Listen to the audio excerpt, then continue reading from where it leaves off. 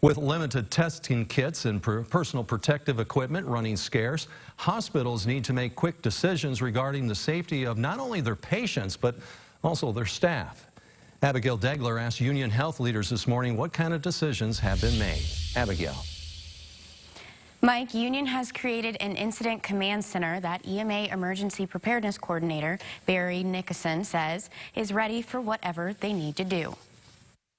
Everything goes filters through us, and we do that on purpose because if we have one center to make the decisions, then the decisions can stay consistent. Nickerson says the Incident Command Center has been open for 18 days now and consists of 9 members. We make decisions based on who can be tested, who cannot be tested, and that's based on some criteria from the CDC. He says this will help manage the flow of those who are infected and use tests for only those who qualify. Our Incident Command Center is ready.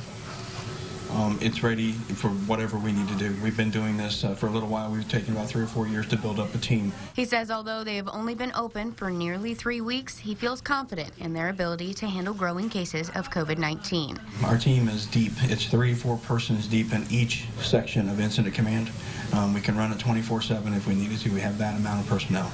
Nickerson says the group of 9 have made a number of decisions since the start of the pandemic, including reducing access to the hospital. The hospital basically has been reduced to 3 entrances, east, west, and the ER.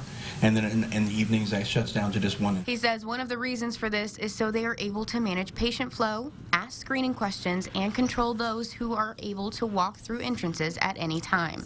Nickerson says for those who test positive for COVID-19 are handled a little differently than a typical sick patient. We placed them in a specific area in ICU and then up on another floor to cohort those patients together to remain more safe and more for our staff to be able to understand where they're at and prepare themselves for taking care of those patients as far as PPE and things like that.